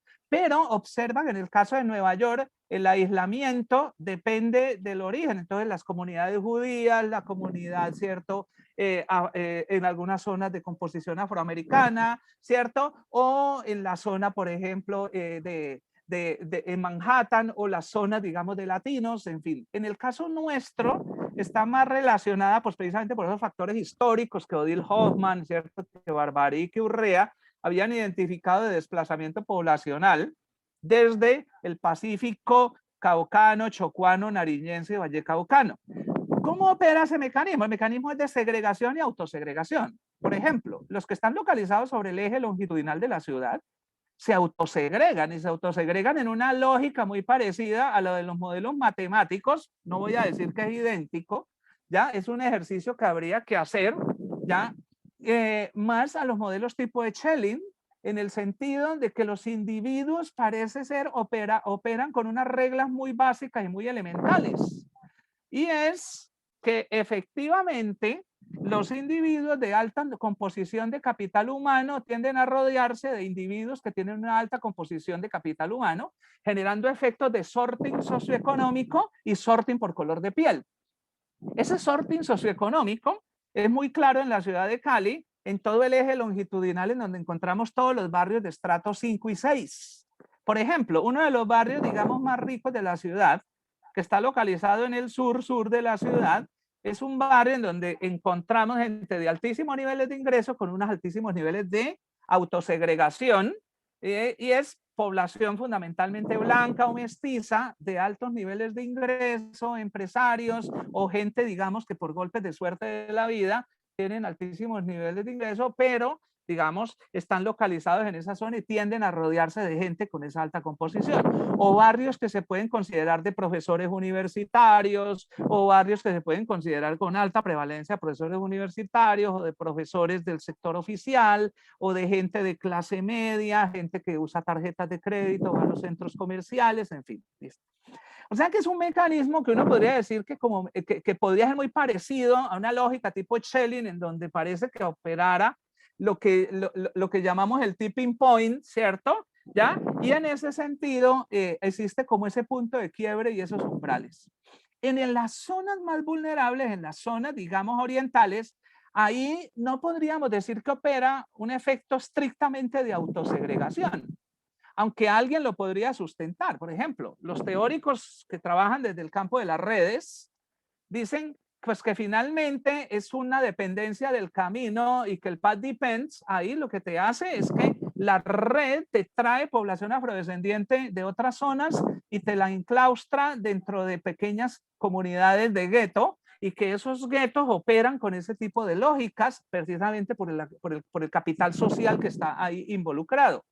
¿Ya? No, en el caso, digamos, nuestro, yo digo que puede que haya algo de eso, pero también existe el impedimento de inserción a la ciudad debido a las lógicas voraces del capital inmobiliario, ¿sí? Y de la lógica de funcionamiento de ese mercado inmobiliario, impulsado por grandes constructoras que regularmente están íntimamente ligadas a la oligarquía, digamos, regional. O sea que en ese sentido es muy claro, y son altos capitales que son los que finalmente definen los procesos de conurbación, hacen los grandes contratos, contratan a los mejores evaluadores, impulsan los procesos, digamos, de construcción de vivienda para clase media, y son los que de alguna forma están perfilando algún tipo de modelo de construcción. En la ciudad de Cali se ve claramente eso. Y no, digamos, producción de vivienda social para este tipo de población. Miren que ya tenemos una experiencia. El mecanismo ahí es un mecanismo, digamos, no de autosegregación, sino que es un mecanismo de exclusión.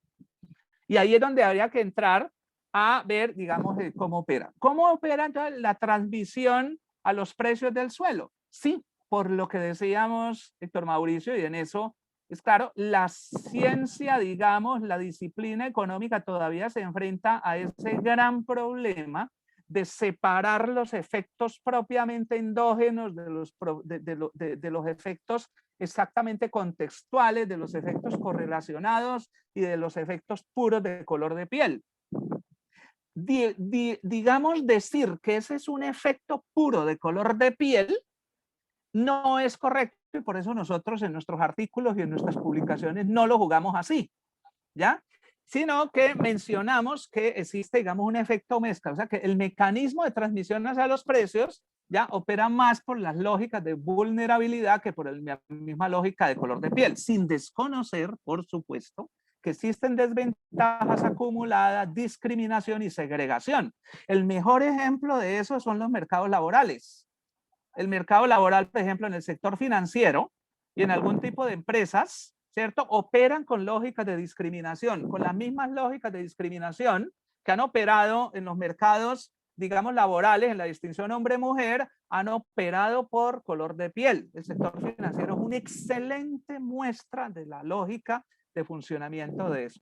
Y el mecanismo ya final, digamos, de transmisión de precios, de transmisión hacia los precios, mezcla, digamos, todos esos efectos, pero sugiere el ejercicio que la segregación, digamos, tiene una incidencia precisamente en las tomas de decisiones que finalmente hacen los agentes. Ahí yo no podría jugármela plenamente con una lógica como la que opera en algunos modelos para el caso norteamericano, en donde dice, si vas a un barrio a comprar vivienda o suelo, en donde hay población afroamericana en un alto porcentaje, entonces yo no la compro. Si el porcentaje es bajo, sí la compro. Esa es la lógica de los modelos tipo Schelling, digamos, que operaría en el caso norteamericano de una manera casi nítida en algunas zonas. En el caso nuestro es un híbrido, digamos, de varios determinantes que estarían entrando en juego. Alguien preguntaba en el chat, ya, ¿qué tipo de variables, digamos, se están omitiendo? ¿O qué tipo de variables, digamos, se cree que se están omitiendo, que están en el término estocástico, digamos? A ver, hay otras variables que tienen que ver precisamente con las lógicas, digamos, de ese mercado inmobiliario. Cuando uno ve la distribución de los proyectos urbanos, uno ve, por ejemplo, las bases de datos de coordenada urbana, ¿ya? Uno ve, digamos, los perfiles de esos proyectos, uno ve las características, digamos, ya la diferencia de las amenidades a las que con las que están relacionadas y todo eso. Yo creo que en algunos modelos mucho más detallados, mucho más precisos, habría que incluir ya características más asociadas a los perfiles de ese tipo de proyectos, ¿sí? Para ver efectivamente su incidencia en la determinación de los precios. Porque una cosa es producir, digamos, una vivienda que está orientada solamente para segmentos de clase media alta y otra cosa es producir vivienda para segmentos de clase media o media baja. Otras variables que pueden estar ahí omitidas son variables ligadas por ejemplo, a la misma estructura urbana de los proyectos que está impulsando el gobierno municipal a través de los megaproyectos o los macroproyectos. Esos macroproyectos de diferente índole, no solamente orientados a la movilidad, ¿ya? Tienen y van a tener incidencias en esos precios, ¿ya? Y ahí ya sería un poco más difícil, digamos, medir esos impactos. Habrá otras variables que en este momento olvido que pueden ser variables omitidas esenciales en este modelo agregado de precios del suelo. Espero que ojalá haya sido medianamente satisfactoria en algunos casos, ¿cierto? La respuesta. Claro que sí, Harvey, muchas gracias. Gracias a ti, Mauro. Profesor Harvey, por aquí Vanessa Galeano levanta la mano. Vanessa, Vanessa, adelante. puedes habilitar tu micrófono. Hola, ¿me escuchan? Sí. Hola. Te escucho, Vanessa. Profesor Harvey, qué gusto me da escucharlo y qué interesante presentación nos ha compartido. Muchísimas gracias. Yo tengo un par de preguntas. Tengo dos que son más como discusión y dos que son un poquito metodológicas. Las de discusión, la primera es sobre lo que usted mencionó en dos puntos de su conferencia con respecto a la justicia espacial o la justicia territorial.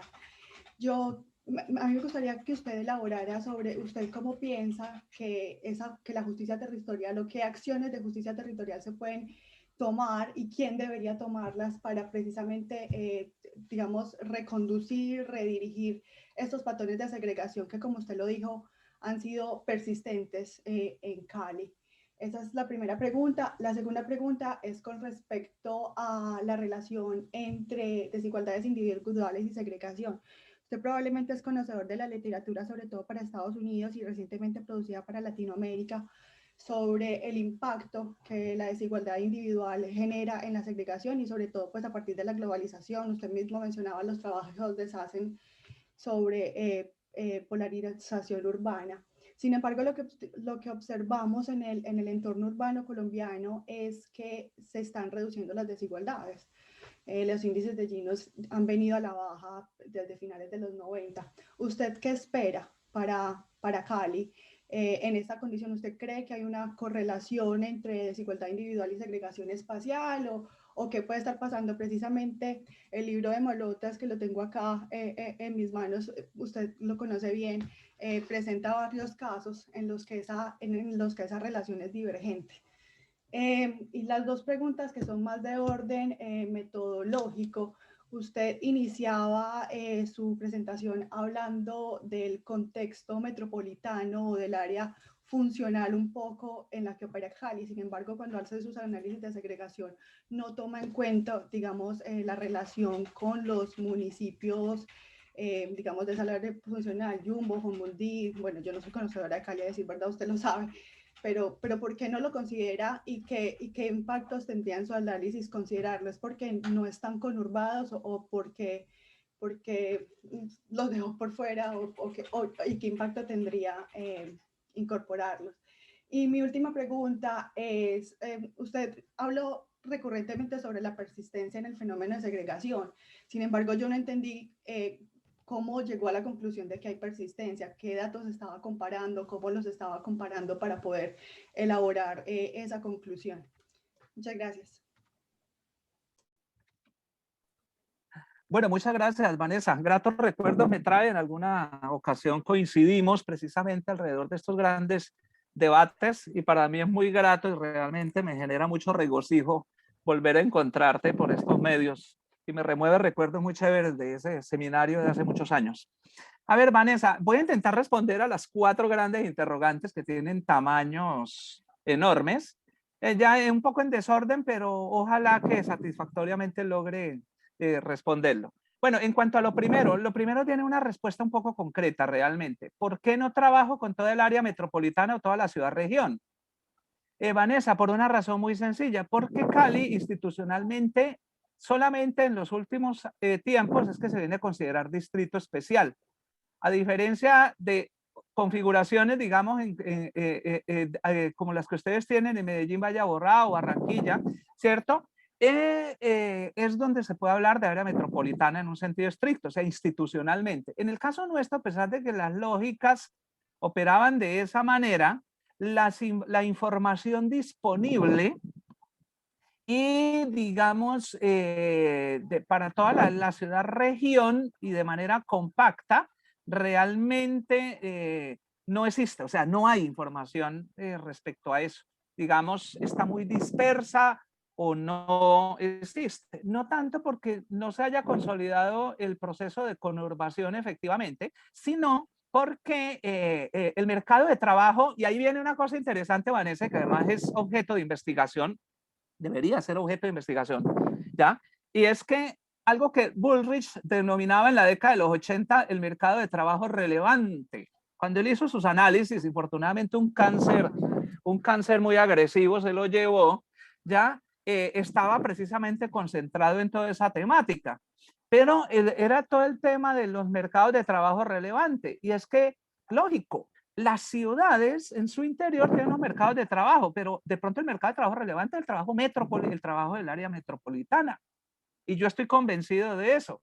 Y en el caso nuestro, el DANE, infortunadamente, construye una información que tiene representatividad estadística, digamos, a unos niveles muy gruesos y que no logra hacer análisis intraurbano y mucho menos ya en el interior del área metropolitana de manera más detallada, digamos, garantizando representatividad. ¿ya? O sea que efectivamente los trabajos de la misión de ciudades decían que los mercados de trabajo relevante, ¿cierto?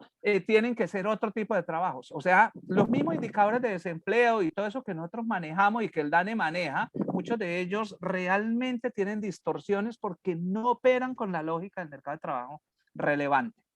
En cuanto a otra de las inquietudes de Vanessa, y es sobre, bueno, tienes una ciudad segregada, tienes, digamos, una configuración espacial, está identificada, ¿cómo, digamos, uno podría repensar esa ciudad y cómo podría tratar de construir o edificar una ciudad un poco más integrada o incluyente? ¿Ya? Y yo creo que está ligado a la pregunta que tú habías hecho en algún momento. A ver, hubo ejercicios para Bogotá, de paso, si ustedes ven los trabajos que todo el equipo hizo con Petro en su momento y todos los sustentos, digamos, teóricos y empíricos de las investigaciones que se hicieron, ellos decían, bueno, hay que promover una ciudad con mayores niveles de integración, ¿cierto? Con proyectos de vivienda que no solamente se circunscriban a los márgenes de la ciudad y vamos a pensar, digamos, proyectos en un sentido, digamos, de integración e inclusión social. ¿Ya? Y por supuesto ahí hubo ciertos obstáculos de tipo político y también de autosegregación, ¿cierto? De aquellos sectores que por supuesto son recelosos a cualquier tipo de plan, programa, proyecto que vaya a romper con las inercias propias de su composición sociodemográfica inmediata. En los trabajos de Edward Soja y en los enfoques marxistas, o inclusive en los trabajos más sociológicos sobre fragmentación urbana, sobre polaridad urbana, sobre derecho a la ciudad y sobre segregación, digamos, socioespacial, se menciona yo que un plan, un proyecto, pues deberían tener en cuenta, por ejemplo, en un sentido arquitectónico, no escindir la ciudad. Pero cuando tú ves, por ejemplo, los trazados del mío o los trazados de muchos de los modelos de transporte masivo nuestros, los arquitectos, los urbanistas, que son los especialistas en eso, ellos observan claramente cómo se presentan fragmentaciones físicas en el interior de la ciudad y cómo se generan, digamos, condiciones favorables para la guetización, como dirían algún tipo de teóricos, ¿cierto?, alrededor de eso. En el caso de Cali, les voy a mencionar, en el caso de Cali, en la zona oriental profunda, hay un asentamiento que se denomina Haití. Haití, ya, es un asentamiento de población afrodescendiente con una altísima composición de población de niños y jóvenes, o sea, es población muy joven, ¿cierto? Completamente guetizada. ¿Qué significa ahí? Que tiene niveles de articulación al resto de la ciudad mínimos. En otra zona, en la zona occidental, no necesariamente afrodescendiente, también encontramos una fuerte guetización en una zona de polvorines, ya que en la ciudad, que es una ciudad dentro de la ciudad, que los caleños no alcanzamos a ver, por una razón, porque queda detrás de la montaña y los pocos que conocen cuando que la habían conocido, cuando la ven por primera vez en las aerofotografías o en las ortofotos, se quedan sencillamente sorprendidos como no conocen que hay una ciudad dentro de la ciudad. Lógico, eso tiene que ver mucho con esas lógicas que Roland Benabou y Durlauf habían planteado desde la década de los 90 alrededor de los efectos de vecindad y los efectos del background familiar con todas las inercias que eso tiene que ver. Muchachos y niños de 14, 15 años que no conocen la ciudad, el centro ni los centros comerciales porque ellos creen que esos son espacios lejanos que no les pertenecen y efectivamente no les pertenecen, los que no pueden aproximar. ¿Qué rompería con esa inercia? Con esa inercia, Vanessa y todos los que están asistiendo, yo creo que rompería una decidida política de integración social con un, digamos, gobierno municipal que esté dispuesto a asumir el costo político de romper, digamos, con esas lógicas de promoción de la segregación que se encuentran enquistadas en los mismos programas de vivienda y en los programas de asistencia a los territorios de integración y de oportunidades en el interior de las ciudades.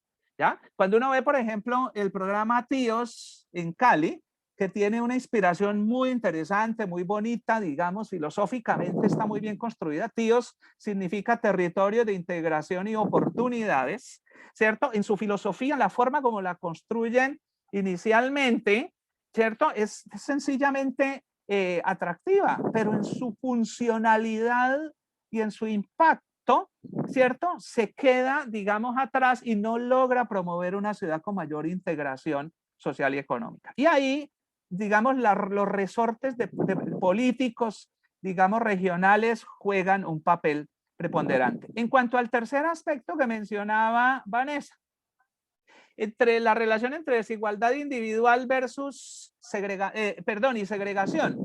Sí, yo tiendo a creer, como Vanessa bien lo señala, ¿cierto? Que sí existe una íntima ligazón alrededor de eso y que tiene que ver también un poco con la misma lógica de funcionamiento que se imponga dentro de una misma sociedad. Ahí alrededor de eso hay un debate un poco fuerte. No tendría una respuesta única y sería demasiado arrogante si la intentara construir, pero sí pondría algún ingrediente que valdría la pena, digamos, considerar en esa reflexión. Y es lo siguiente, y es un poco plantear lo que el mismo Michael Sandel, desde el campo de la filosofía política, ha venido insistiendo en los últimos años y que lo encuentra consignado en su texto sobre justicia o en su texto sobre todo aquello que el dinero no puede comprar o en su último libro sobre la tiranía de la meritocracia, en donde Sandel hace una crítica voraz a todo el discurso de la igualación de oportunidades, diciendo que la igualación de oportunidades esconde, digamos, la humillación de los perdedores, ¿cierto? Y magnifica el triunfo de los ganadores. Y por eso es que Sandel dice que en el discurso de la meritocracia se esconde, digamos, una trampa, y es que las condiciones o la igualdad de resultados no estaría garantizada, precisamente por eso que llamamos la igualación de resultados.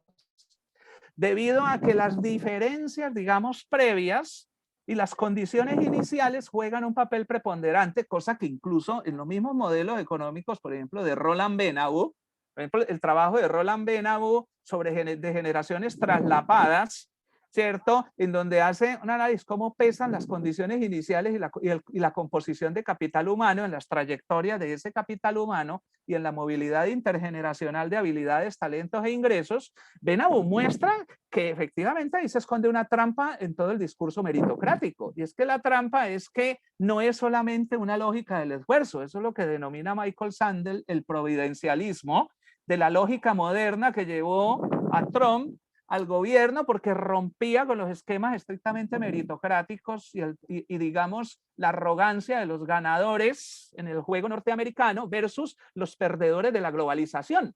Sí, y Vanessa lo menciona de una manera muy clara alrededor del mismo tema de la globalización.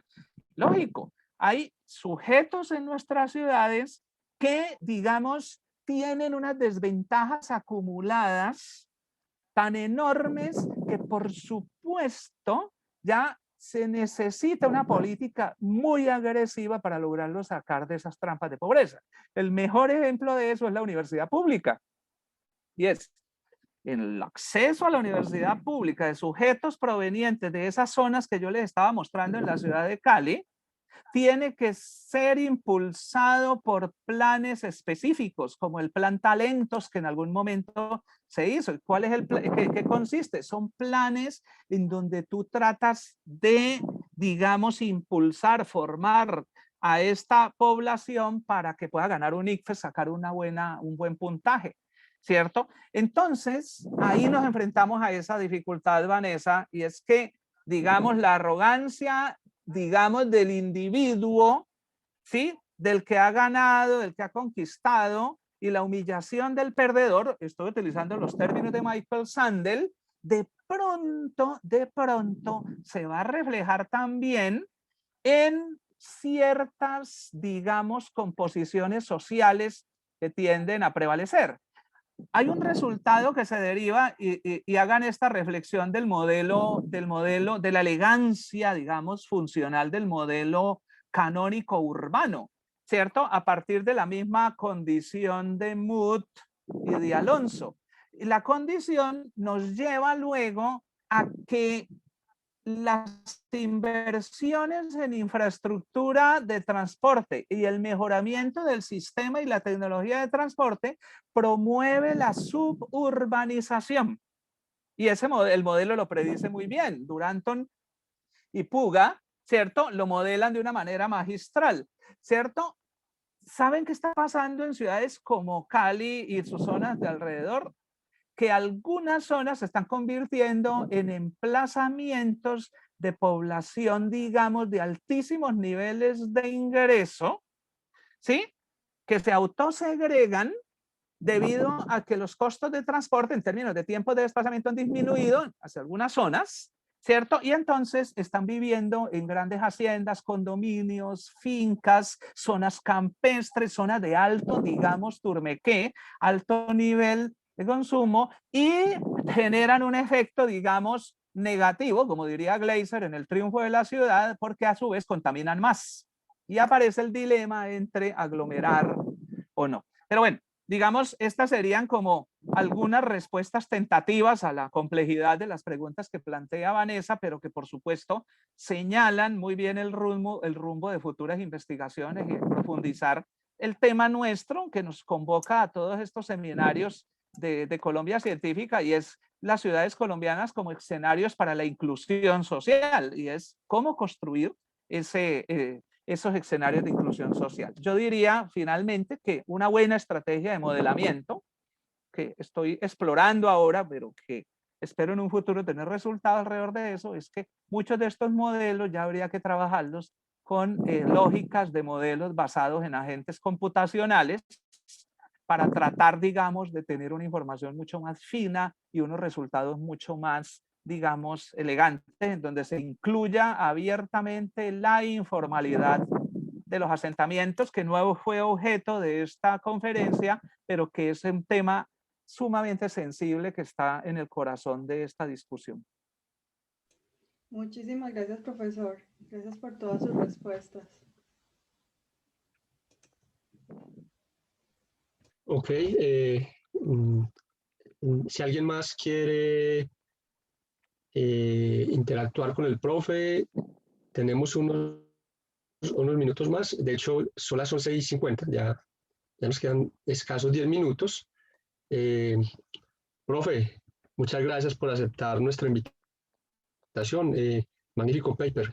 Yo que no soy muy conocedor del tema, pues estoy bastante impresionado. Para mí es denso no solamente el cúmulo de información, sino las estrategias de modelación, pero creo que hay mucho trabajo en esta línea de investigación. Es realmente impresionante lo que usted nos ha mostrado, y esa dinámica de segregación que hay en una ciudad como Cali, que seguramente se puede ver y modelar también en ciudades como Medellín, Bogotá, que también tienen problemáticas espaciales serias en términos de asignación de obras de infraestructura, que es también un síntoma de esa desigualdad espacial que usted menciona. Basta ver cómo es la inversión en infraestructura en las zonas más pobres y más marginadas de una ciudad, y cómo es en sus zonas digamos, más pudientes, o de una mejor situación económica y con otras oportunidades. Muchas gracias. Yo creo que hay una gama de predicciones importantísimas del trabajo suyo para entender lo que está pasando en muchas ciudades del país y también en esos grupos poblacionales. De nuevo le doy las gracias. Esta es su casa, bienvenido cuando quiera. Nuestro seminario es un seminario no solo para trabajos terminados, sino también para trabajos en progreso, y estamos también deseosos de recibir los aportes de los estudiantes de maestría y de los estudiantes de los doctorados. Pensamos que esta es una plataforma muy buena, muy importante para que vayan dando a conocer sus trabajos. Profe, muchas gracias a todos quienes nos acompañaron hoy. Muchas gracias al equipo de UDI Arroba y al equipo de comunicaciones de nuestra facultad. Sin ellos estos espacios no serían posibles. Un abrazo para todos. Gracias, Wilman. Gracias para ti y para todos, María Daniela. La invitación, excelente. Saludo a todos mis colegas que estuvieron acá. Ya, a Vanessa un fuerte abrazo, a don Mauricio un estrechón de manos y espero que nos encontremos de nuevo, ojalá en un mundo físico, no virtual. Que estén muy bien, muchas gracias. Hasta luego. Feliz tarde para todos, que estén muy bien. Hasta luego, profe.